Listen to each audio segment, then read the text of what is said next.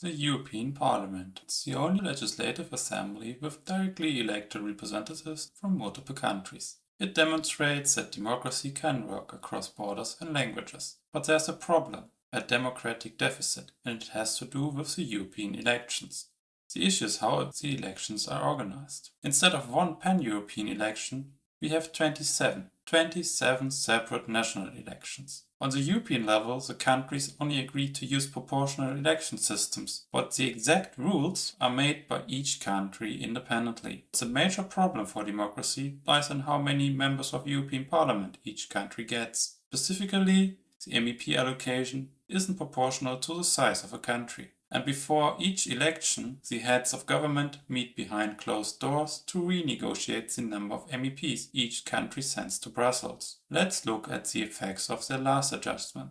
Here's a diagram which shows how many votes are necessary to have the same influence as a voter from Luxembourg in the 2024 elections. Obviously, every Luxembourgish vote has the same weight, but one Luxembourgish voter has also the same influence as 2 Slovenian voters, or 4 Danish voters, or 7 Romanian voters, or even 8 Belgian voters. It isn't just the country size that matters. A high turnout, like in Belgium, also leads to less influence for each local voter. This difference in vote weights doesn't usually lead to major distortions in seat distribution among European parties. But in the 2014 elections, Martin Schulz and his socialists actually got more votes than Jean-Claude Juncker's Christian Democrats. Nevertheless, the latter became president of the European Commission because his party got more MEPs.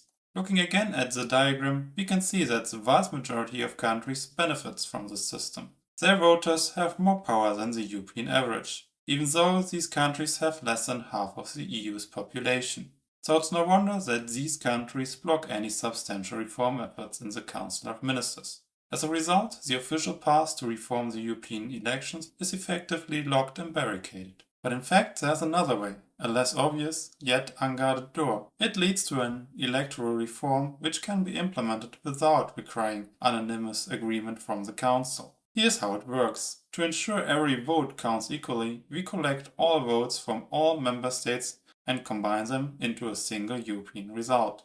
The votes are sorted according to the European affiliations of the national parties, and based on this European result, we allocate all seats in the European Parliament to the European parties. If a European party receives 20% of all votes, it will get 20% of all seats in the European Parliament. But at the European level, there are simply no seats available. All the seats have been allocated to the member states for their MEPs. Thus, our European seat distribution is just a desired theoretical result. To make this distribution a reality, member states must send MEPs with the matching political affiliations. This may require adjusting their national MEP selections. Still, some countries will refuse to change anything. We put these countries in Group A. In contrast, Group B comprises the countries willing to participate in the reform.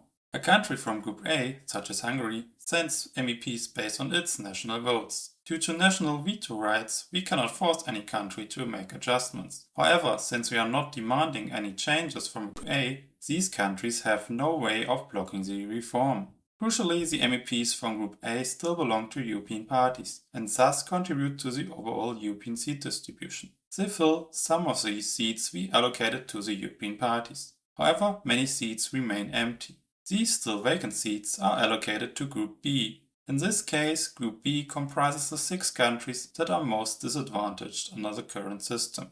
Of course, they might not be the only ones interested in reform, because voters in every country except Luxembourg are to some extent disadvantaged in the European elections. To distribute the remaining seats among Group B countries, we must fill in this display table with a total of 369 MEPs. We know their political affiliations and the number of MEPs each country must send. The mathematically optimal solution, the so-called double proportional divisor method, also aims to stay as close as possible to local preferences. These are roughly indicated with the background colors of the cells. Even though the countries in Group B are the only ones who carry out the reform with their seats, around 90% of their MEPs are still allocated based on their national vote. We actually need only 10% of their MEPs for the leveling mechanism. This share gets even smaller when more countries participate. And because we only rely on the MEP allocation in B, These B countries are in full charge of the entire reform. They ensure that the total number of MEPs from both groups matches the correct number of seats allocated to each European party based on its European vote share. In consequence, we achieved genuine equality among all voters. All EU citizens have the same say in the composition of the European Parliament. This renewed European Parliament is therefore truly representative for an emerging European people.